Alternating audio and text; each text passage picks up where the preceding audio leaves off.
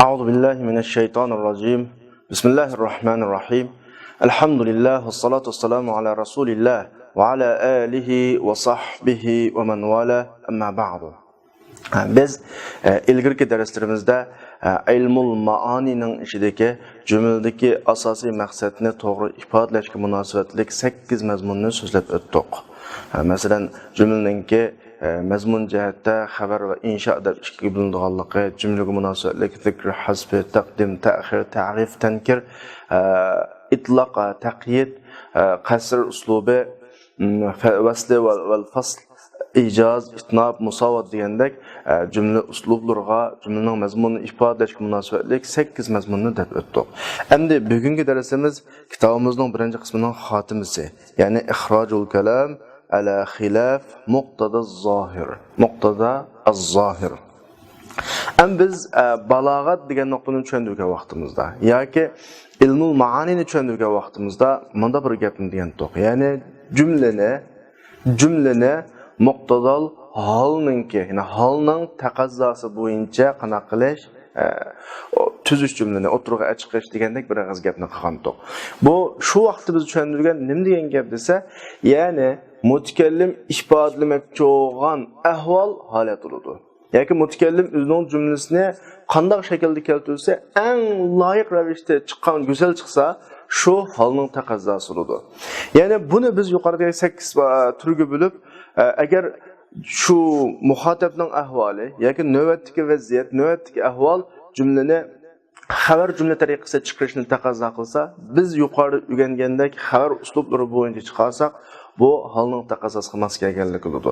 Agar muhatapning ahvoli va shu vaqtdagi vaziyat jumlani insha uslubi bilan chiqarishni taqozo qilsa, ya'ni insha uslubi bilan chiqarsak, men maqsadimni ifodalay olaman, qarshi taraf mening maqsadimni to'liq tushunaydi holat bo'lib qolsa, bu holatning taqozosi jumlani insha uslubi bilan qanday qilish chiqarishni taqozo qiladi. Va shuningdek qarshi tarafning ahvoli yoki mening ifodalamoqchi bo'lgan maqsadim jumladagi ma'lum bo'laklarni tashlab o'tishni taqozo qilsa tashlab o'tsam, zikr qilishni taqozo qilsa zikr qilsam, maqomning ahvoli jumladagi ma'lum bo'lakni taqdim qilishni taqozo qilsa, taqdim muqaddam shaklda ekansak, ta'xir qilishni taqozo qilsa, muaxxar shaklda ekansak, agar qarshi tarafning ahvoli va yoki shu vaqtdagi sharoit, zuruf qasr uslubida akilishni taqozo qilsa, qasr ekansak, istinob akilishni taqozo qilsa, istinob ekansak, ijoz akilishni taqozo qilsa, ijoz shaklda ekansak, musavat shaklda akilishni taqozo qilsa, musavat shaklda ekansak, mana bu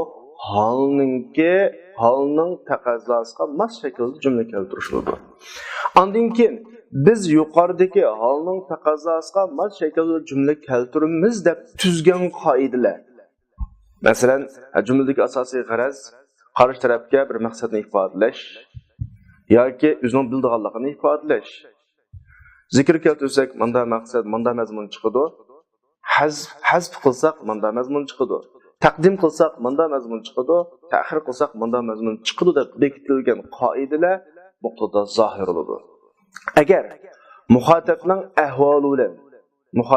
ahvoli bilan yoki holning taqozosi bilan şu cümledeki biz yukarıdaki halının taqozosini moslashimiz deb tuzgan qoidalar udu kelsa, biz şu boyunca cümleni ifodalab keltirsak, bizning keltirgan ma cümlemiz hem muqtadoi zohir degani qoidaning taqozosiga uyg'un kelgan bo'lamiz, hem holning taqozosiga ham uyg'un kelgan bo'lamiz.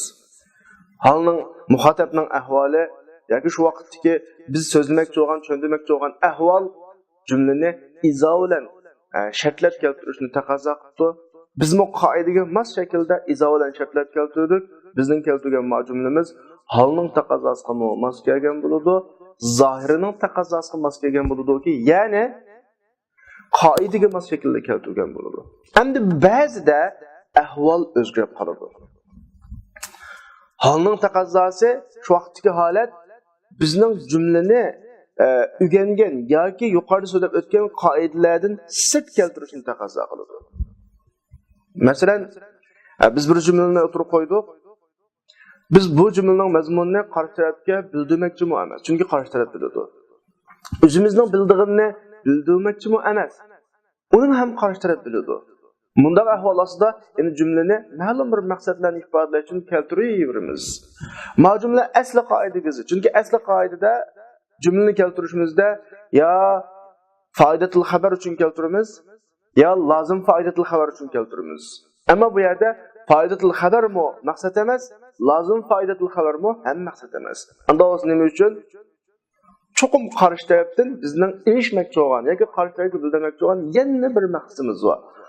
Mana bu yeni bir maqsadni asos qilib turib jumlani keltirganlik muqtadoi zohirning aksi bilan, ya'ni qoidaga xilof holda jumla keltirganlik bo'ladi.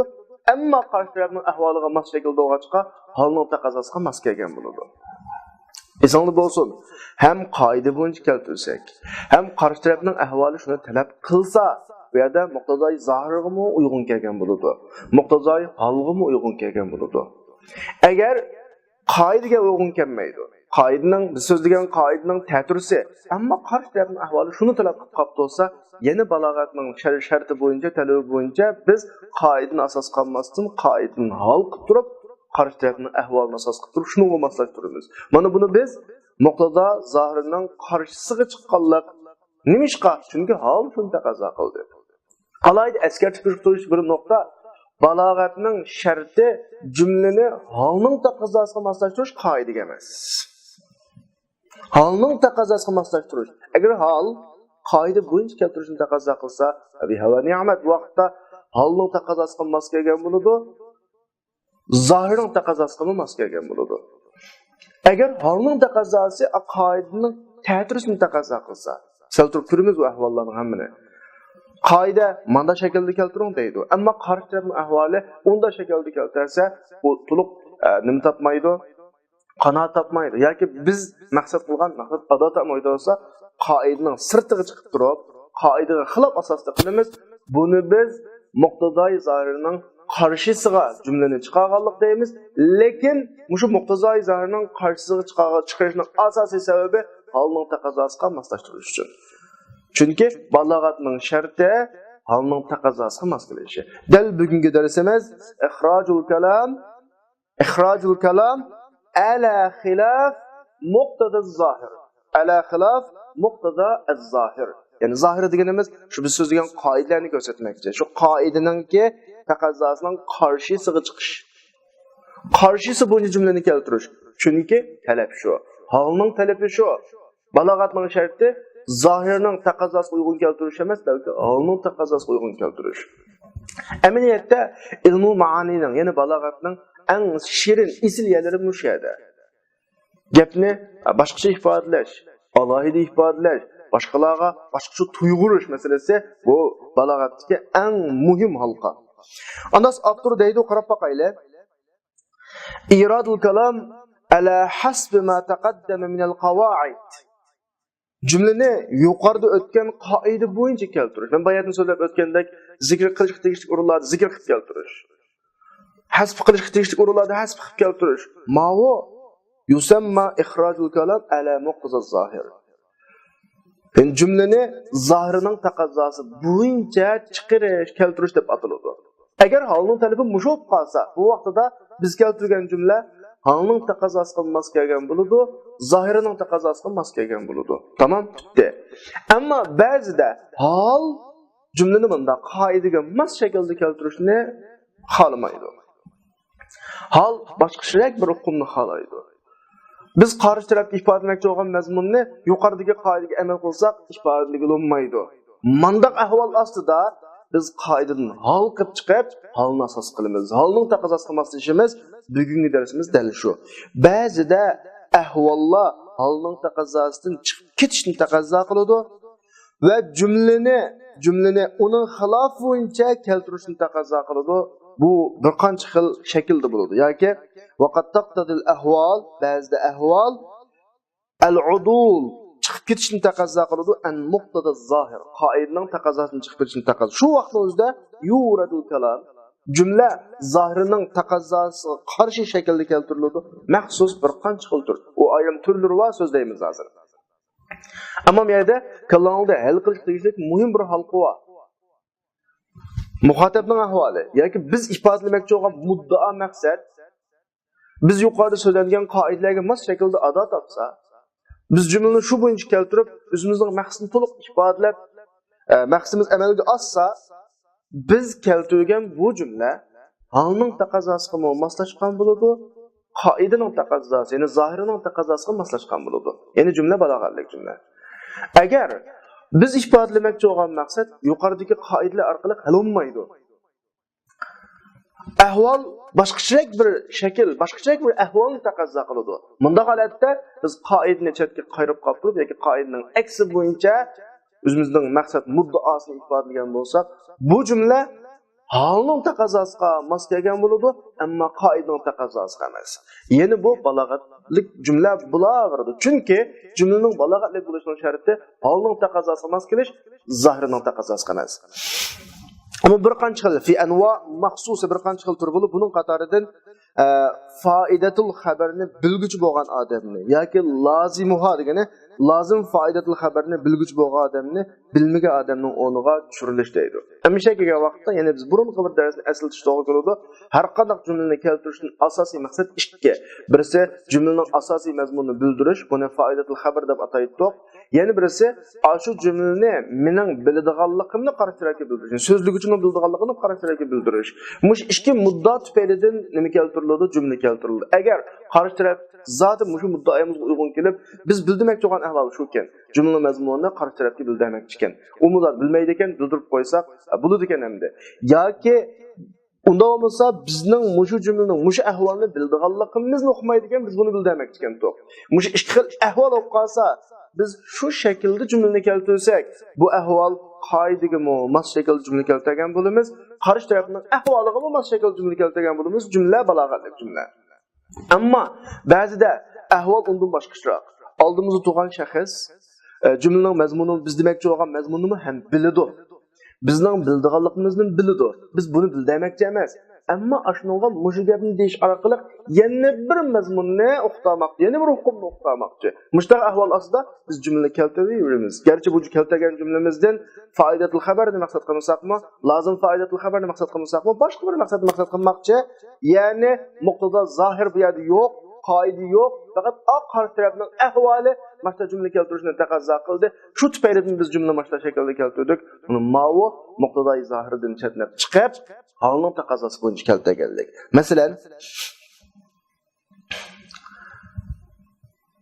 dadasiga aziyat berib, dadasini tillab so'qayotgan bir odam ushurliqda.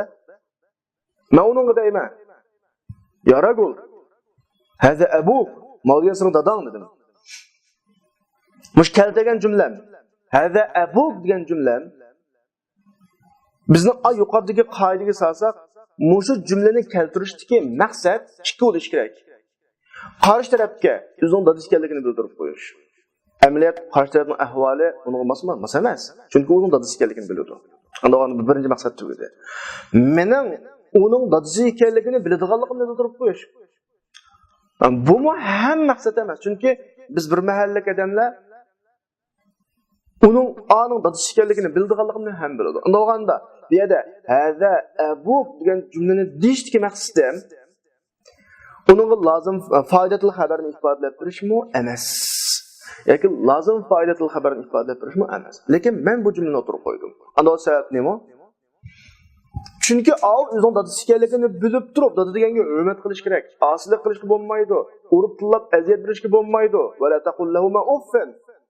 Ammo u o'zining shu bilgan bilishiga, ya'ni dadasi ekanligini bilib turib uning aziyat berayotganligi, o'zining bilgan dadasi ekanligini bilgan bilishning taqozosiga amal qilmaganlik uchun aniga askartish yuzidan hada abuk deymiz. Hada abukning shu jumlaning ifodalaydigan ma'nosi bu sening dadang. Yoki bu sening dadang ekanligini men bilmadim emas, balki dada deganini uramdi. Ey dadang bu degandek bir hukmni ifodalash. Biz shu hukmni ifodalashga muhtoj bo'lib qoldik. Chunki dadasi ekanligini bilib turib, uryapti dadasini, aziyat beryapti. Unda o'g'andan biz tabiiyan buningga raddiya berishga qismi muhtoj bo'lib qoldik. Raddiya berishning eng obdon shakli mana mushlar shaklda keltirish. Bir odam namozning farz ekanligini biladi. Mening namozning farz ekanligini bildiganligimni ham biladi, u normal ahvol. Ammo namoz o'qimayotdi. Men unga deymanki, as-salat vojiba. Namoz degan farz oy. Asli qoida bo'yicha jumla ikki xil maqsad o'tirib qo'yiladi. Birisi namozning farzligini bildirib qo'yish. Halbuki u biladi, hojati yo'q. İkincisi, mening bildiganligimni bildirib qo'ysin. Halbuki uni biladi, ham hojati yo'q. Unda o'z bu yerda nima uchun qo'yildi?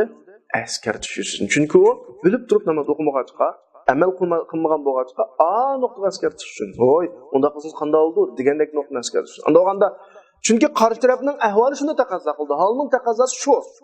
Ama qoidaning sirtiroq ish qildik. Mana ma'vo jumlani zahirning taqozosini chiqarib, holining taqozosi bo'yicha qana qilish keltirish. Agar qarshi tarafning ahvoli masalan namozning farz ekanligini o'qimaydi ekan bo'lsa, biz as-salat vojibatni degan bo'lsak, holining taqozosimi shu lozim foydatul xabar. Bizning jumlaning keltirgan asosiy maqsadimiz foydatul xabar. Holining taqozosi bilan zahirning taqozosi udul keldi, bo'ldi.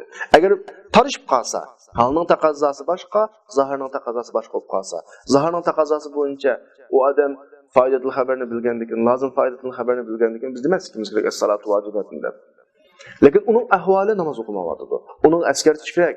Ana o'ganda holining taqozosi majmuni keltir deydi, zahirning taqozosi keltirmasa bu deydi. Balog'atning sharti nega amal qilish, holining taqozosiga moslashish. Ana o'ganda biz zahirning taqozosining aksi bo'yicha, qarshisi bo'yicha qana qildik? Jumlani keltirib bu zahirning taqozosidan holining taqozosi qana qilib chetnab chiqqanlik deb ataladi. Bu bir.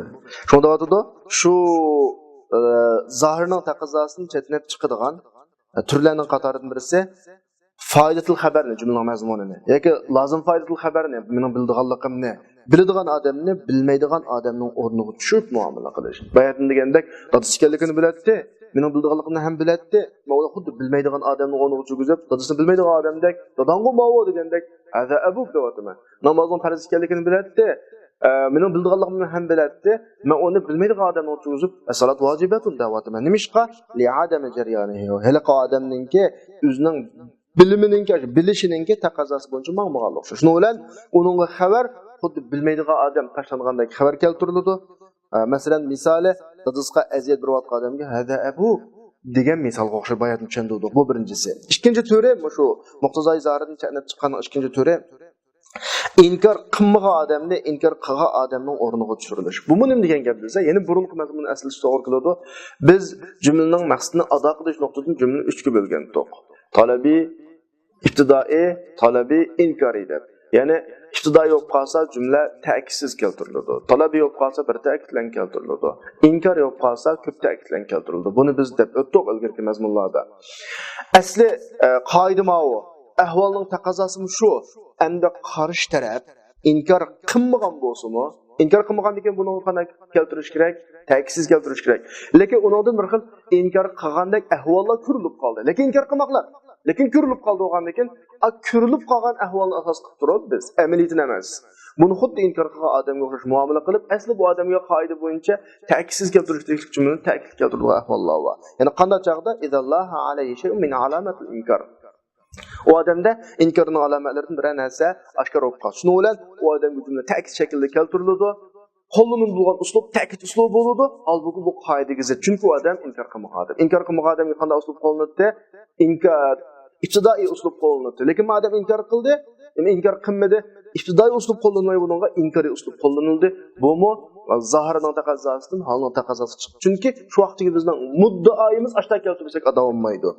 Masalan, jaa shaqiqun aridan rumhahu inna bani ammika fihim rumah. Jang maydonini tasvirlab, shaqiq nayzisini to'g'ri tutib keldi. Asli jang maydoni deganda do'yilga tushgan vaqt deganda qurollarini batlab birisiga tanglab mana tig'larni kelgan gapda, lekin shaqiq nayzisini dushman tarafga qaratmasdan do'luzga tashlab yoki uni to'g'ri tutib, xuddi urushdan qaytgan odamdek menga urushqa. Amaliyotda qarshi tarafning qurolvorligini, qarshi tarafda qilich nayzlarning borligini u inkor qilmaydi. Lekin ma'nunki bundaqa past pozitsiyasi, bu hozir jang bo'lsa, bu nayzigani mandaq tutmay, yelin tutib, to'g'ri tutib, xuddi urushdan qaytgan yoki urushdan boshqa yerga menayotgan odamdek menayotgan qiyofda qarshi tarafda qurolvorligini inkor qilgandek bir xil tusnimlik bo'lgan bo'lg'achqa, shuning askar tushun, garchi u qarshi tarafda qurolvorligini inkor qilmasa-mu, qanday shakl jumla keltirildi? Inna bani ammika fihim rumah. Oy, diqqat qil, tavog'ning baldarmasida qurol mavjud deydi. Va inni bilan ta'kidlandi, jumla ismiya bilan keltirildi. asli holning zohirining taqozosi ta'kidsiz keltirdi. Chunki ularda Qur'onga inkor qilmaydi. Ammo uning bir xil inkorining holati shakllanib qolgachqa, o'sha holatga qana qilish uchun tanbih berish uchun manda ta'kidlik, ya'ni inkoriy jumla uslubi keltirishga muhtoj bo'lib qoldi. Ma'vo zohirining taqozosidan chiqib, holning taqozosiga qanday qilganlik chiqqanlar. Ondan boshqa yana sizningki kengirchilik bunda g'albaning hosil bo'lishini yiroq sanayotgan bir so'g'uchiga. O qachon hosil bo'ladi? Qachon bizning bu boshimizga baloy ofatlar eshib ketadi? Faraj degani bir xil kengirchilik degan gap emasmi? Bu qachon bizga paravon kunlar kelar, kengirchilik kelar deb, biz mamda bu paravon kunlarga erişemaydigan o'xshaymiz. Bu balo musibatlik ketmaydigan o'xshaydigan odamga nisbatan innal faraja laqarib. Adamninki amaliyatida garchi g'albininki kengirchilikninki pat arada keladiganligini inkor qilmaydi hech kim. Ammo u odamning gap so'zlaridan, kayfiyatidan, ümidsizligidan xuddi yaqinda kengirchilikning g'albining qiladiganligini inkor qiladigandak bir xil tuyg'u qo'ygan bo'lg'achqa, garchi u odamning amaliyatida inkor qilmasa-mu, lekin atrofida ko'rilgan ahvollardan shunday ahvolsizlik qolg'achqa, senda mandaq kayfiyat bo'lmasin degan ifodalash uchun qoidaga zid holda, asli qoida bo'yicha ta'kidsiz keltiriladi. Lekin qoidaga zid holda shu odamning ahvoli shunday bo'lib qolgan bo'lg'achqa, shu odamning holi shunday taqozo qilgan bo'lg'achqa jumlani innal faraja laqarib deb ta'kidlan, ikki ta'kidlan yoki uch ta'kidlarni keltirdi. Inni bir ta'kid, jumla ismiya bir ta'kid, laqaribdiki lam bir ta'kid. Bu bir. Ya'ni shuning ergashmalaridan birisi bayatdan biz inkor qilmagan odamni inkor qilgan odamning o'rniga cho'kizib muomala qildik emasmi? Hamda munkirni inkor qilgan odamni yoki shaq qiluvchini uslub jihatda talabi yo'q uslubni, ya'ni bir odamdagi kalam keltirish, jumla keltirish taqozosi inkoriy shakldagi jumla keltirish yoki talabiy shakldagi jumla keltirish bir taqozosi bor u odamda, ya'ni u odam inkor qilyapti bir masala haqida yoki u odam shaq qilayotgan bo'lsa, bu odamni biz nimaning o'rniga tushiramiz? Tanzilul munkir aw shak manzilatul xoli, ya'ni zihni xoli, inkor qilmayotgan odamning o'rniga tushirib jumla uslubi qo'llanamiz. Asli bu odam inkor qilayotgan bo'lgandan keyin bu odamning inkoriga qarab turib jumlalarni mas qadamni ta'kidlash kerak. Bu odam shak qilayotgan bo'lg'achqa bir ikki ta'kidni qo'shib bu odamning shakini, kallasdagi shubhini yo'qotishimiz kerak. Ma'vo muqtazoi zohirining taqozosi bu jumla keltirish.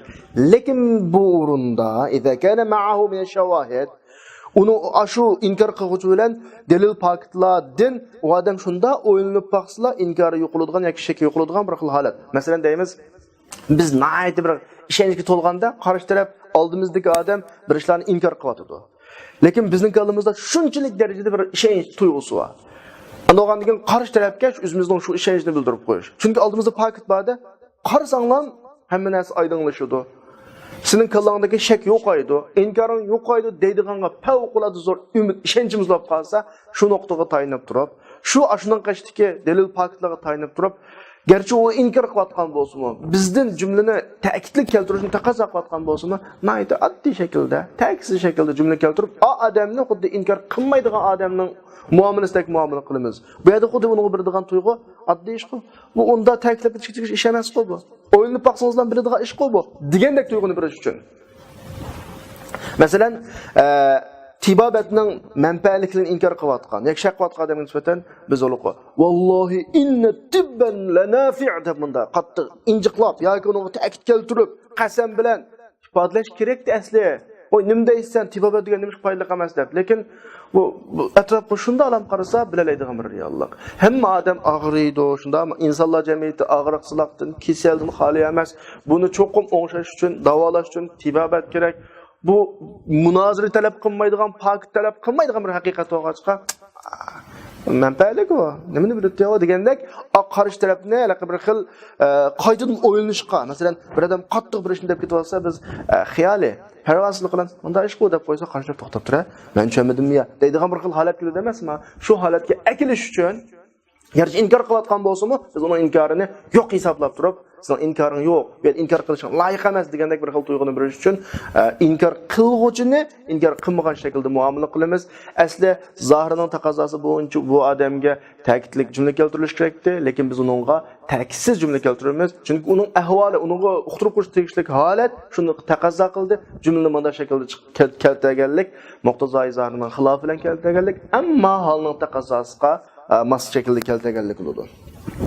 Yani şularning qatoridan balki tushunib qoldim bu qoidadan. Shularning qatoridan birisi mozini mudorining o'rniga tushirish. Hammanglar bilasizlar, arab tilida mozining o'zgarishlik o'rni va mudorining o'zgarishlik o'rni va mozi ifodalaydigan mazmun bor, mudori ifodalaydigan mazmun bor, jumla ismiya ifodalaydigan mazmun bor, jumla fe'liya ifodalaydigan mazmun bor.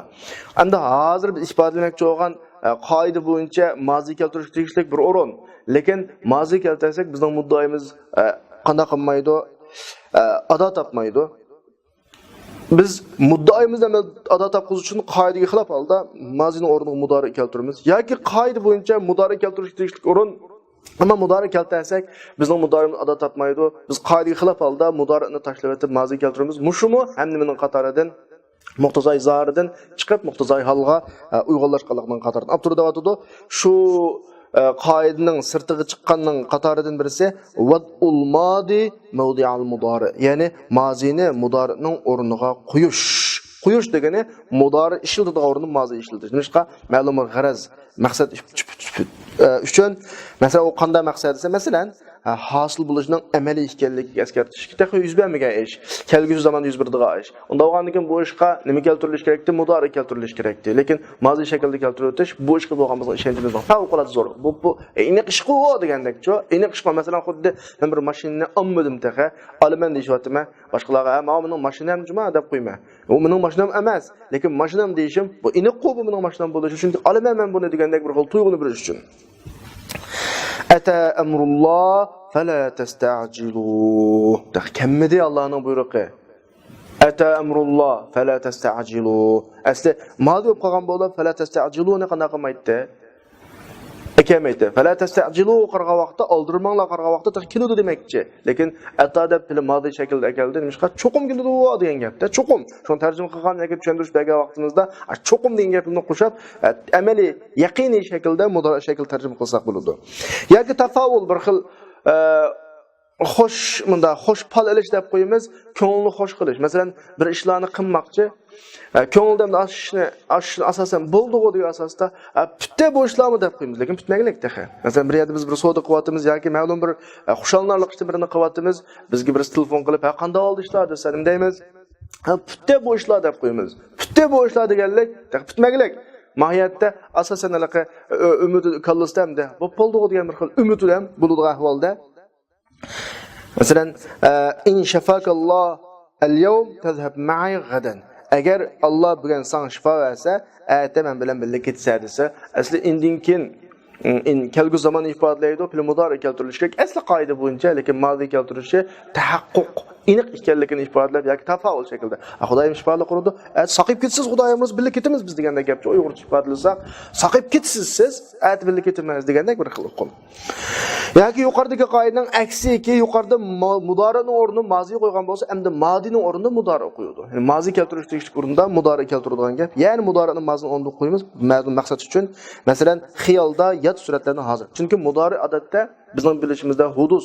Bunda alaqa bir tasviriy shaklni mudori ifodalaymiz, qilyotdi, ityotdi, bo'lyotdi degandakcha, ashta holatni keltirish. Masalan, Allohullazi yursilur riyah fatuthiru sahaban. Asli fa'atharat bulutni qo'zg'idi degan manda shaklda keladigan oyat kelishga tegishli jumlada fatuthir degani bir xil ko'z oldimizda bir xil tasviriy shaklni keltirish uchun qo'zg'avyotdi deb osmondagi bulutlarning o'tkilish ahvoli bir xil zehnimizda bunda shakllansin, tasvirlansin degandek maqsad uchun fil mudori keltiriladi. Bu bir. Yana birisi o'tgan zamonlardagi istimrorni ifodalash. Chunki mudorining ashta alohidligi va law yuti'ukum fi kathir min al-amr la'anittum. Agar u Muhammad sallallohu alayhi vasallam sizlarga ko'p ishlarda bo'ysunayvergan bo'lsa, japada qoldinglar. Mushurunda lavaminglar bilisizlar. Grammatikada belgilangan qoida bo'yicha o'tgan zamonni ifodalab keladi. O'tgan zamonni. Ammo ma'runi ham o'tgan zaman. Lekin fil mudori qo'llanishi, ya'ni o'tgan zamondagi istimrorni ifodalashga qilivergan. Buni tarjima qilgan vaqtda sizlarga itoat qilivergan. Itoat qilgan bo'lsa emas, qilivergan bo'lsa davomli jafoda qoldinglar degan ma'noni ifodalaydi. Yani sizlarga itoat qilish davom qilgan bo'lsa degandek. Yani shu urullarning qatoridan, yani qaysi urullar Muqtazai Zahrining qarshisiga chiqib, Muqtazai hal bo'yicha chiqadigan urullarning qatoridan xabarni inshoning o'rnida qo'yish. Men necha dedim, darsning oldida dedim, xabarning o'zgarishlik ifoda etadigan mazmuni va inshoning o'zgarishlik ifoda etadigan mazmuni va. Endi ma hozirgi maqom inshoning maqomi, lekin biz xabarni qo'yamiz. Yoki xabarning maqomi, keyin qarasang aksuhu deb bog'i inshoni qo'yamiz. Nimishqa lig'arat ma'lum bir maqsad tufayli, masalan, tafaulga o'xshash insho degan taqa yuz bermagan yoki uning nimasi yo'q, selishtirmasi yo'q ish. Lekin xabar jumla qo'yish orqali xuddi yuz berib bo'lgandek o'zimizni xo'sh qilishda bu hamda. Hadakallah li salihil a'mal. Allah seni yaxshi amallarga hidoyat qilsin. Sahobaning ismini oxirida aytgan radhiyallohu anhu sallallohu alayhi va sallam. Hammasi jumla duoiya asli. Nima keltirilishi kerak? Insho jumla keltirilishi kerak, lekin buning hammasiga mozi shaklda xabar jumla keltiriladi. Masalan, nima desa, bir xil ularga Alloh rozi bo'lib bo'lgandek, hidoyat qilib bo'lgandek holatdan bir xil nima elish hamda xushallik elish uchun. Yoki o'zimizning rag'batni oshkorlash uchun razaqanallohu liqoik. Allah sana uçuruşunu bana qayta rizq bersin deb. Bu cümle duoya insho, lekin mozi shaklda ishlatishimiz bir xil men shunga qiziqma degandek bir xil holatni ifodalash. Yoki adab yusudan amr shakldan saqlanish uchunki, masalan, biz xo'jayinlarimizning, ustozlarimizning oldida bir ustozimiz ma'ishga bir qarab baqqan bo'lsa deymiz. Ustozimiz qarab baqsa ma'ishqa demaymiz. Shunga o'xshagan yanzuru mavlaya fi amri. Mavlaya, ya'ni Mavlana mening ishimga bir qarab baqqan bo'lsa degandek bir xil o'tinish shakldagi adab nuqtasidan mozi shaklda, amri shaklda qarab baqsun yoki qarab baqsinlar demay yanzuru qarab baqqay deb bunda adab nuqtasidan mana shakl keltirdi. Bu mu xabarni insho undan boshqa nurg'un muddaa maqsadlar va Abdurmiyada bir nechasini misol shaklda keldi. Ama biz bizde til egzi bo'lish sifatimiz bilan jumlalarda kelgan urullardan da muloyiza qilib baqsaq tushunib olaymiz nurg'un masalalarni. Ondan keyin uning aksi degani bayatdan biz inshoning o'rnida xabarni qo'ydik emas, buning aksi xabarning o'rnida insho qo'yamiz. Ya'ni insho shu selishtirmasi yo'q bir jumla shaklini inshoni selishtirmasi bor bo'lgan jumla shaklining o'rnida qo'yish. Nima uchun desa, ma'lum bir maqsad beradi. Nima? Shu narsaga bo'lgan ko'ngil bo'lishni oshkorlashga, mening nazrimda bu ish bundan keyin bo'lish kerak ish degandek bir xil tuyg'u. Masalan, qul amara robbi bil qist va aqimu wujuhakum inda kulli masjid. Diqqat qilsanglar, dangi Muhammad alayhisalom, Robbim meni adolatga buyurdi deb bo'lib, adolatga buyurdi deb bo'lgandan keyin sizlarning yuzinglarni har masjidning qashda tug'izishga buyurdi deb bunda iqamatu wujuhikum desa bil qist masdar bo'lgandan va masdar keldi. Lekin oyada aqimu wujuhakum deb xabar shaklida keltirmay, amr ya'ni insho shaklida keltirishi xuddi mush ish keskin bo'lish kerak. Qilinglar ma ishni deb Robbim buyurdi. Din boshqa aqimu deb buni buyruq shaklda shu ishni bir xil yuz berishiga bo'lgan qiziqishni oshkorladi-da. Endi bu yerda Abdur nima?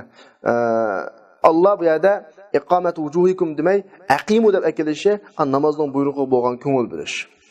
Bu bir sabab. Yana bir sabab masalan ilgirkisidan keyingisi bilan ham tang o'rinda qo'yishdan saqlanish uchun siyg'ani o'zgartirib, asl jumlada normal xabar keltirish tegishli jumla o'rindami insho keltiradigan ahvollar bor. Masalan, qala inni ushhidulloh men dediki men Allohni guvoh qilaman deb bo'lib, vashhadu anni bari'un mimma tushrikun. Va sizlarni guvoh bo'linglarki, men sizlar shirk keltirayotgan narsadan odojuda. Mush o'rinda asli qoida bo'yicha ikkalasi xabar bo'lgandan keyin inni ushhidulloh va ushhidukum degan shaklda Allohni guvoh qilaman, sizlarni guvoh qilaman deyish kerak. Lekin Allohning guvohligi bilan uning guvohligi ikkisi hargiz teng emas-da. Bu ikkisi teng o'rinda qo'yilib olmaydi. Muomil jihatim teng qilinib, mush nuqtadan jumlaning birisi xabar shaklida keldi. Xabar shaklida kelishga ikkinchi bo'lakni nima shaklda keltirdi? Insho shaklidagi ashhadu va shahadu deb. Yani ve ushhidukum demeden mişqa Allah'ın guvalıqını Allah'ın guvalıqı olan teng o'rinda qo'yishni saqlanish uchun. İnşoni xabarining o'rinda qo'yishninki yana bir sababi tasviy, ya'ni barbirlikni ifodalash. Anfiqu taw'an aw karhan la yutaqabbala minkum. Sizlar mayli ixtiyoriy yoki majburiy holda chiqim qilinglar, sizlarni qabul. Asli oyatda chiqim qilinglar deb buyurmoqchi emas Alloh. Demakchiki la yutaqabbala minkum yoki lan yutaqabbala minkum nafaqatikum demakchi. Nafaqatukum yani sizlarning chiqiminglar qabul qilinmaydi demakchi.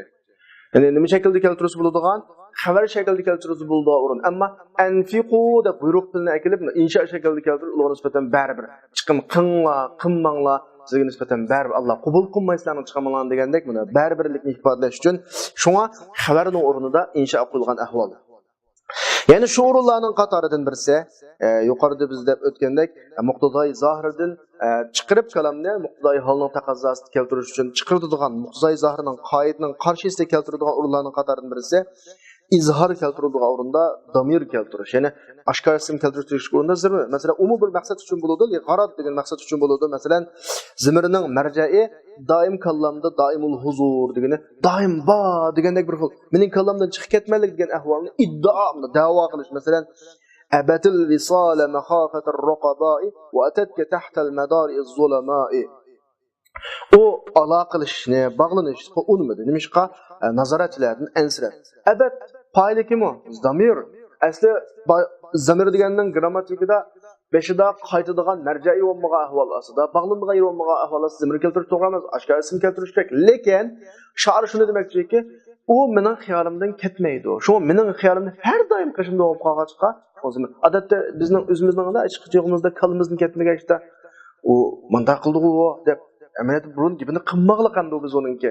Gibini qilmasaqmi, ammo xiyolimizdan ketmagan bo'lg'achqa, "Hey, bu menga askilik qildi bu ya, menga buni yaxshilik qildi bu" deb oldida ismi o'tmagan odamga u deb ishlatamiz. Buning hammasi xiyolimizdan kechmaganlikning ifodasi. Dal shoir hali o'zining mahbubining xiyolidan kechmaganligini bizga da'vo qilish uchun ism keltirmasdan, oshkor ism keltirmas, zimir keltirib bilan abatil visala deb mana pil shaklida pilning zimirini qaytiradigan ham bo'lmasa zimir shaklida keltirib yubordi. Va atatka tahta madariz zulama'i.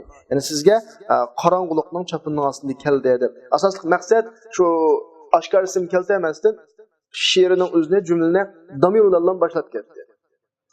Yani fa'il damir bulup lam yataqaddam lahu marja', yani qaytadigan o'rni ilgari o'tmadi.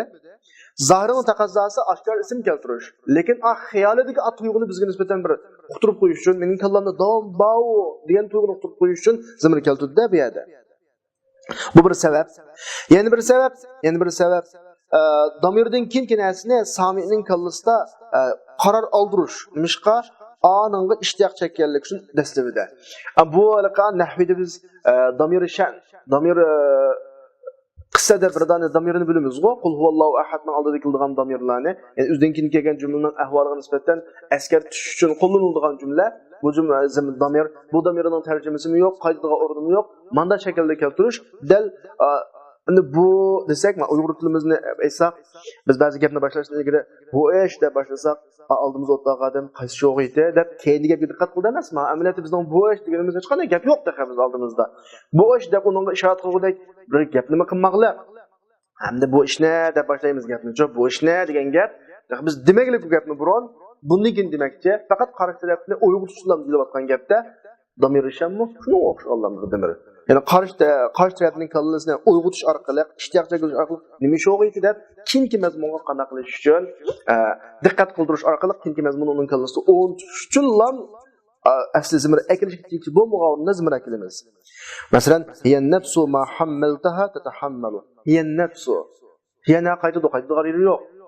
Tarjima qilolmaydi buni. Bunday bizda nafs degan ma hammaltahu tatahammal. Sen küte onu atqızıp qo'ygan, seni yükləvergan, seni götürüp ketiverdi deydi. Götürüp ketiverdi deydi. Bu o'rinda an-nafs mubtada. Amma hiya nima? Hech qanday qaytadigan yerim yo'q. Damiri shan deymiz. Endi bu deganda gapchi Uyg'ur tilidagi. Qul huvallohu ahad desa, huvaning qaytadigan yeri yo'q. Jumlaning egisi lafzul jalali Allahu xavri ahad jumlamanda boshlanadi. Ni'ma tilmizan al-muaddab desa, ni'maning fa'ili ham yo'q o'rinda damir bo'ladi, oshkor ism yo'q. Asli at-tilmizu da pesh kelgan bo'lsa, at-tilmiz fa'il bo'ldi, lekin tilmizanni tamiz kelganligi ni'maning tibidagi damirning fa'ili bo'ldi. Asli qaytadigan yeri yo'q endi bu yerda. Bularning hammasi nima desa, shu gapni mujmal shaklda boshlash orqali, samiyani uyg'otish orqali keyingi mazmunni qanaqa qilish kallasida o'rin tutish uchun ham qo'llanayotgan uslubda. Yani oshkor ism keltirish deyish o'rinda damir keltirish. Endi dal uning aksi damir keltirish deyish o'rinda oshkor ism keltirib ahvollar. Bu mu ma'lum g'araz tufaylidan bo'ladi. Masalan, ijro sababini kuchlantirish uchun, masalan bir odam o'zining qul usqa, masalan sizning o'zingizning xizmatkaringiz bo'lib qolsa, men sizni bunday qilib buyurman desa normal gap bo'ladi. Ey, xo'jayining seni mandashqa buyuryapti desa, aniga nisbatan gap bir xil hayyu bilan bile deyilyapti-da. Asli men deyishga urur, chunki o'zi davyapti u gapni. Ammo men demay xo'jayining seni mandashqa buyur. Dadis balasi, dadisining gapiga anglamasa, "Ey, men dadang san gap qilyapti juma" deydigan gap. Men ochig'i. Men san gap qilyapman demay, dadang san gap qilyapti degan gap aniga nisbatan men gapimni angla. Masalan, gap qilyapgani boshqa odam emas, dadang deganek. Amaliyotda dadisi o'zi. Men gap qilyapman deb, zamirga bo'lgan gap. Ammo dadang deb bunday ifodalar zamirni o'rni oshkorsin qo'yib, bir xil aniga nisbatan besimni kuchaytirish. Ya'ni da'il intisol degani aniq ijro qilish sababini kuchaytirish uchun. Ya'ni shu uslublarning, ya'ni muqtadoi zohiridan chaqnab chiqadigan turlarning qatoridan iltifot. İltifat degan nima desa, naqlul kalam min halat takallum aw al-khitab aw al-ghayba ila halat ukhra min zalik. Am bu alaqa bizning Uyg'ur tilida asosan ko'rilmaydi ahvol, ko'rilmaydi. Arab tilida bo'libmi jumla birinchi shaxsda ketib tuyuqsizlar ikkinchi shaxsga o'zgaraydi. Tuyuqsizlar uchinchi shaxsga o'zgaraydi. Amaliyotda men birinchi shaxs yoki ikkinchi shaxs yoki uchinchi shaxs hammasi bir odam. Bir odamni ifodalaydigan damirlar üç holatda qanday qiladi yoki damirosni oshkorsin bo'lsin, birinchi shaxs, ikkinchi shaxs, uchinchi shaxs orasida jumlada o'zgarish yuz beradi. Mana buning o'zini iltifot deymiz. Ya'ni naqlul kalam jumlani birinchi shaxs oldidan yoki ikkinchi shaxs oldidan yoki uchinchi shaxs oldidan yuqorida uch shaxsning yana bir holatiga qanday qilish yo'tkash iltifot deyiladi. Masalan, birinchi shaxsdan ikkinchi shaxsga o'tkazganning misoli takallumdan xitobga va ma liya la a'budu allazi fatarani va ilayhi turja'un. Nimishqa meni yaratgan Allohga ibodat qilmayman, Alloh tarafiga qayturilaman men deydiga ya o. Lekin qayturilisizlar deb mendan sizlarga o'tkazdi-da. Ya'ni urja deyishga takallumdan g'aybatga o'tkazganning misoli, ya'ni birinchi shaxs uchinchi shaxsga o'tkazganning misoli inna a'taynakal kawsar. Biz sizga kavsarni berdik. Fasqolli lana deyish kerak. Bizga namoz o'qing deyish kerak-da, lekin gap uchinchi shaxs o'tkazdi-ki fasqolli li robbika, robbingizga uchinchi shaxs vanhar. Xitobdan takallum o'tkazganning misoli, ikkinchi shaxsdan birinchi shaxsga o'tkazganning misoli shoirninki atatlubu wasla robbatil jamali وقد سقط المشيب على qazali. Acaba sen güzellikninki pervişini davamlaştırışını istavatsansa, senin güzellikin davamlıq tusun, davamlıq men güzellikimni yo'qotmay, qirmay, muchaylik altını saqlay davatamsa, وقد سقط المشيب على qazali. Yani halbuki qiyrilik mening muramga tushib bo'lgan to'sa. Qaranglar, atatlubu ikkinchi shaxs. O'zga xitob qiladi sen debchi. Masalan, hay faloni sen baştan kılan sadece üzgüzü kitap kılattı adresler. İkinci misrada ala qazali mening muramga deb xitobdan takallum qilib keldi. Xo'sh, iltifatning masalasini tugadi. Ya'ni yuqoridagidek muqtadoi zohirdan muqtadoi holga chaqnab chiqadigan turlarning qatoridan tajahulul ar biladigan odamning bilmaslik silib elishi. Tajahul degani bilmaslik silib elish. U o'simi ma'lum narsani g'ayri ma'lumning o'rnida akilish. Az iniq masalani iniq emas bilmayman degandek holat ifodalash boshqalarga qanday qilish uchun qayish uchun masalan shunday bir g'arazlar uchun ayo shajaral khabur malaka muriqa kaannaka lam tajza ala at-tarif mashair so'zning aksininki marsiyachida aksini qattiq qayg'urib bir daraxtga xitob qilyapti. Hey khabur daraxti, nima sen taqa yupurmoqlab yuraysan? Amaliyotda uning yupurmoqligini biladi, u yupurmoqqa tushmaydi, u qish yozi, u daraxtningki bu bir xil daraxt hamda bu xabir degani. Ma aniga xuddi bilmaganda qiyomat ko'rib, nim deb yupurmoqlab yursa, taqa yupurmoqqa turadi-ku. Kaannaka lam tajza ala at-tarif. Ibn Tarifning o'lib ketganligiga ichim pushmagandek. Yupurmoqni tashlasam bo'lmadi degandek bir amaliyotda u daraxt degan odamga nari chaqiradi. Daraxt degan matam tutamdi, uni biladi, lekin ma bilmagan qiyomatda aniga bir xil inson sifatida insoniy tasvirlarni bilib qanday qotadi xitob qilyapti-da. Ya'ni shu turlarning qatoridan uslubul hakim deymiz. Uslubul hakim deganimiz nima desa, qarshi taraf bir og'iz gapni qilsa, u gap aslida unga loyiq bo'lmaydigan gap bo'lsa, biz gapni boshqa tarafga burashma, Uyg'ur tilida gapni burash deymiz. Bir odam boshqa maqsadda bir og'iz gapni qildi, lekin u gap shu maqomga yoki shu odamga mos kelmaganligi uchun buni biz boshqa tarafga burab, boshqa xil tushunib olsak, boshqa bir xil tushunib olgan qiyofatga kirib olsak, bu uslubul hakim bo'ladi. Abturda aytadi, Uslubul hakim deganimiz muxotabni u ko'zlagan narsaning g'ayriga tashlab qo'yish. Yoki so'g'uvchiga u talab qilgan narsaning g'ayriga tashlab qo'yish. Nim deb avu asli maqsad qilishga avla.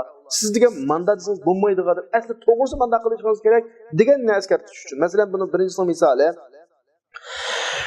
birinchisi jumlani diguvchining maqsadining ta'tirisiga hamla qilishdan. Diguvchi boshqa maqsad degan bo'lsa, biz u gapni boshqa maqsadga burab tushunib olishdan bo'ladi. Qaba asraning hajjatqa degan bir gap bor. Hajjat aqaba asraga mulugi bilan tahdid sog'ar. La ahmilannaka alal adham deb. Men seni adhamga bog'lab o'taman, mindirib o'taman degan gapchi bu. Adham degan arab tilining lug'atida birisi zanjir kishanni adham deyilib qo'ydi. Ya'ni birisi qop-qora arg'umoq otnimi adham deyiladi. Hajjaj qaba asraga tahdid silib, men seni zanjir kishanlayman demakchi. Ammo ma'dagi so'zning qurilmasidan adham degan lug'atni ketgan bo'lg'achqa qaba asra darhol uni boshqa tushunib leganda nim dedi? Mislul amir yahmilu alal adham wal ashab. Voy amir degan qora otqa mindirib qo'ydi, oq otqa mindirib qo'ydi. Ashab deganimiz qarg'mayil oq, ya'ni to'proq demakchi. Demak, Hajjaj adham degan gapdan zanjir kishani maqsad qilsa, shappadagi gapni boshqa qanday qilib olib, yo'tko'lab, uni ot degan maqsadga yo'tko'lab, uni gapni burash, boshqa yoqqa burash. Ondan keyin Hajjaj uning o'rtaga maqsadini tushunmadi deb o'ylab, aratul hadid, yani demakchi o'g'lim temir zanjir kishan demakchi. Mening demakchi o'g'lim temir zanjir kishan emas, ot deb tushunib qolsa, men seni kishanlayman dedim deb mundalaqa maqsadni ifodalaydi hadid deb. Endi hadidning aratul yana ma'nosi bor. Hadid degan temir degan ma'nosi bor, ya'ni birisi ittik degan ma'nosi borda. Qaba asra dedi, la ayyakuna hadidan khayrun min ayyakuna balidan. Od deganning ittik o'g'ini do't o'g'inidan yaxshi edi. Demak, adhamnimi bir yoqqa burdi. O'zining maqsadini neni tushundiraman deb temir dedi. Temir degan so'znimi, ya'ni temirning ikki xil ma'nosi emasmi hadidniki? Temir, birisi ittik deb. Ittik degan ma'noga qaratib burib o'libligida ot deganning ittik o'g'ini, nim bo'g'ini yaxshi, do't o'g'ini yaxshi dedi. Demak, gapni boshqa yoqqa buryapti. Bu uslubul hakim deymiz. Donishmandlar uslub degan gap. Hajjaj adham bilan qayd kishanni iroda qilgan. Hadid bilan maxsus ma'dan degani ro'da, deymiz, temir demakchi hamda. Bu ikki so'zni qada'atara balit emas, unda do't emas, asla lopsib maqmaydigan adham qora otqa, tulparga qartu oldi. Hamala degani apurib oldi. Buni ma uslubul hakim deymiz. Ma bu birinchisining misoli. Endi uslubul hakimning ikkinchisining misoli. So'g'a odamning savoli o'zgibek loyiq emas. Asl savolni bu yerga maqomga to'g'ri kelmaydi. U savolni so'rash loyiq emas so'g'a odamga. Savolni boshqa qilib buraymiz yoki javobni boshqa shaklda beramiz. Masalan, xuddi bizning Uyg'ur tilining Uyg'urlardagi maqol tamsilida üzümini yang, sepini so'mang degandek bir odam so'rashga tegishlik bo'lmagan narsani so'rasa, javob boshqa tarafdan beriladi. Buni uslubul hakim deymiz. Ya'ni ikkinchisi savolni boshqa savolning o'rniga tushirish orqali bo'ladi. Yani o boshqa savol masailning ahvoliga munosib shaklda boshqa savol. Masalan, sahobalar Rasulullohdan so'raganda Alloh buni hikoya qilib yasalunaka anil ahilla. Yangi chiqqan oy to'g'riliq so'rashdi. Sahobalarning so'g'ini asli ay nima qilib desabdi inchga chiqib, bir kundan keyin yo'qinab, 15 kunda tulib, 15 kundan keyin yana oxirisiga kamlab, oxirisi yana burun paydo bo'lgandek yo'qolib ketdi. Asli uni u zamondagi kishilarga nisbatan behudachilik ekan bu. Uni hozirgidek hamda uning osma yer sharining yumaloq, cho'riladigan, aylanadigan, yer sharidan masqadamda quyoshning orliqiga kelgan bu ahvollardan uning kichiklab yo'g'onadigan ahvolini tushuntirib bo'lish shu vaqtning sharoitida mumkin emas-da endi. Ham uni bilib olishning hech hojati yo'q, ham bilishning ham foydasi yo'q amaliyotda. Ularning amaliyatiga nisbatan bu savol yudi savol. Alloh buni unga javob berdi. Qul ya mawaqitun nas wal haj. Sizlar uning nima uchun anda kichiklab yo'g'onadiganligini qo'rqib turinglar. Al-muhim sizlar ayning vaqtini foydalansanlar bo'ladi. Ayning kichiklab yo'g'onadiganligida ay sanab, ayning 1-kuni, 2-kuni, 3-kuni, 4-kuni, 15-kuni, 16-kunda ay sanab o'zinglarningki haju boshqa ishlarga vaqtni belgilasanlar bo'ladi deb ayning oyatdan javob bermay, mayatdan javob berdi. Ba'zi sahobalar payg'ambardan so'radiki, ey kichik yangi oyninki ahvoli qanday ahvoli? Inchga oshkor bo'ladi, ziyod bo'ladi, hattoki tulun oy bo'ladi. Undan keyin kamlab oxirida xuddi boshlangandek qaytadi deb so'ragan vaqtida javob uning aytgan hikmatdan birildiki, aniq emas. Chunki u so'g'ishga nisbatan muhim narsa. Lo'g'an uning suoli nimaning o'rnida o'zgarishning sababidan bo'lgan savol, hikmatidan bo'lgan savolni o'rniga o'chirilib, ular o'zgarishning sababidan so'radi, javob hikmat to'g'riliq berildi. Yani şu türlerinin qatarıdır. Yani muqtazai zahiridan chetnab chiqib, muqtazai halning taqozzosiga moslashish uchun keltirilgan misolidan turlarining qatoridan bo'lsa taqlid. Taqlid degan nima desa, darslarimizda jiqdaymiz bu gapni. Ikki narsaning birini yana biriga qana qilish, kuchlantiritish degani qo'shib o'tish. Shu narsaning labzini anınğı ishlatishda. Endi demak cho'g'ini ikki narsa bor. Biz ikki narsani bir tilda ifodalamoqchi. Ama ikkilisining ismini tang tilga qo'yilmaydi. Na qarab baqib, ma'noni qo'shuvtilar deb kirgizib o'tib, ma'ning ismini ikkilisiga ishlatilgan ahvollar bor. Masalan, muzakkarni muannasga g'alba qildirishga va kanat minal qanitin. Kanat Maryam alayhissalom qanitin deb muzakkar shaklda keltirdi, taqlib qilish. Ya'ni shuning qatoridan al-abwan, abwan abning ikkilik shakli. Bizning lug'atini tarjima qilsak, ikki dada degan gap. Lekin buni ana bilan dadaga qanaqa qilib ishlatib, ota-ona deb tarjima qilamiz. Nimishqa? Undan boshqa al-ab val deb ikkisini tan aka qo'g'lamaydi. Ikkilik shaklda akalishda ham qo'laysiz. Shunga taqlib qildirib, bir-birisiga kirgizib o'tib, birining ismini ikkiga ishlatadigan gapda.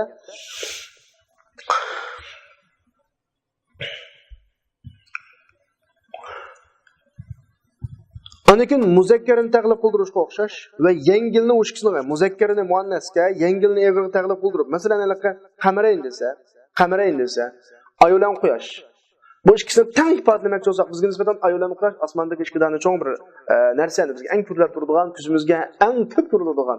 Tang ifodalamoqchi bo'lsak, ay quyosh desak bo'ladi, lekin ikkilisini tang bir so'z ifodalamoqchi bo'lsak, digilolmaydi. Mushna ahvolda bir-birini kirgizib o'tib ichiga taqlib qildirib o'tib, deb qo'yamiz qamarayn. Ömer bilan Abu Bakr radhiyallohu anhu islom tarixidagi danglik ikki xalifa. Cho'ng o'zgarishlarni ko'rsatgan Rasulullohning qapqasi ummatning eng yaxshi kishilar. Bularni bir so'z ifodalamoqchi bo'lsak, ifodalaymiz. Bu ikkisini bir-biriga qo'shib o'tib Umarayn. Masalan, yoki ko'pni kulg'a taqlib qildirib o'tish. La nukhrijannaka ya Shu'ayb wallazina amanu ma'ak min qaryatina aw la ta'udunna fi millatina. لنخرجنك يا شعيب والذين آمنوا معك من قريتنا أو لتعودن في ملتنا. Ma'runda masalan taqlib hukmi bilan لتعودن في ملتنا degandagi taqlib hukmi bilan لتعودن في ملتنا ichiga qanday qilib o'tilindi? Ana Shuayb yolg'iz, Shuayb alayhissalom. Shuni ko'plik ichiga qanday qilib kirgizib o'tdi masalan. Holbuki u Shuayb alayhissalom qatti millatning ichida yo'qdi, hatto uni taud qaytish degani asli sen bizning millatimizdan chiqib ketding, qaytsa degan hukmchi. Millat ashda, xalqi. Lekin Shuayb alayhissalom uning aslidan tortib, buning millatida emas, buning dinida emas. Ammo hammani g'alba qildirib, hammani biroqlar muomala qilganda, xuddi asli Shuayb alayhissalom mushuning dinida keyin chiqib ketgandek ifodani bildirish uchun taqlib bab ishlatdi ma'runda. Aqlni g'ayri aqlga taqlib qildirish, masalan, alhamdulillahi robbil alamin desa, jimi olamlarning Robbi deb tarjima qilamiz. Jimi olamda inson bor, jin bor, aqlliq, aqlsiz, jonliq, jonsiz narsalar bor. Bizning grammatika qoidamizda aqlsiz narsalarga bunda vav nun ya nun deganda ko'plik shakldagi vositalarni qo'llanmaymiz. Lekin ma'runda ya nun bilan ko'plik qildi. Nimishqa hammani aqlli qatorga kirgizib, aql shaklda muomala. Bularning hammasi taqlib bo'ladi.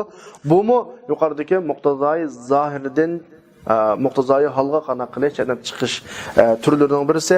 Shuning bilan bugungi darsimiz oxirlashdi va axiru da'wana alhamdulillahi robbil alamin.